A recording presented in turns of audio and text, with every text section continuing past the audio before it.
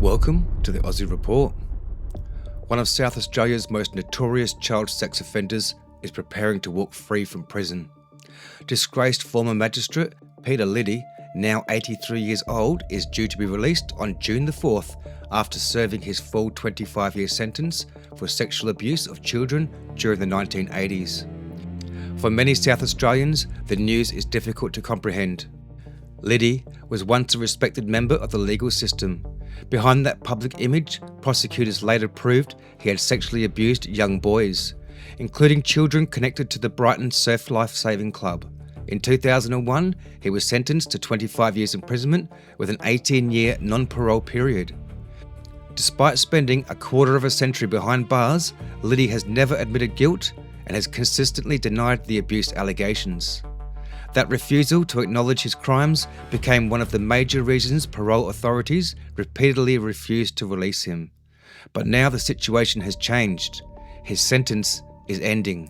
The South Australian government launched an extraordinary legal bid earlier this year to keep Liddy locked up indefinitely, arguing the community needed protection and that question remained about whether he could safely control his behaviour if released. Attorney General Kayam Maher described Liddy's crimes as among the most horrific committed against children in South Australia. The government sought either indefinite detention or strict ongoing supervision. However, the Supreme Court has ruled that Liddy cannot simply remain in prison once his sentence expires. Instead, he will be released under an intensive supervision order while the government's application continues through the courts.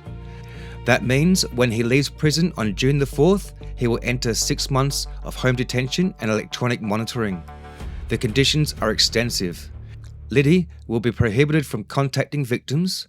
He will be banned from going near schools, playgrounds, childcare centres and other places where children are commonly present. He will also be barred from alcohol, drugs, firearms and any form of sexualised material. Regular testing and monitoring will be conducted while mental health experts assess whether he remains a danger to the community. If specialists ultimately determine that he is unwilling or unable to control his sexual behaviour, the court could still send him back into prison indefinitely. That decision is expected to return before the courts later this year. The case has also reopened old wounds for victims and survivors. Former victim Byron Mills has publicly condemned Liddy's release, arguing that the punishment never reflected the scale of the abuse and noting that many alleged victims never received justice through the courts. He says the trauma has never ended and that Liddy's release sends a devastating message to survivors. Adding to the controversy is the long-running issue of compensation. While victims received relatively small payouts, court battles over Liddy's assets have continued for years.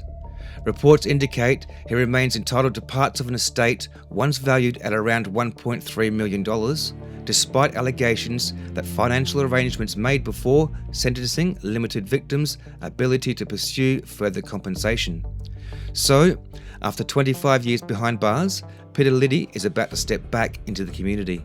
The legal battle over whether he should remain free is far from over.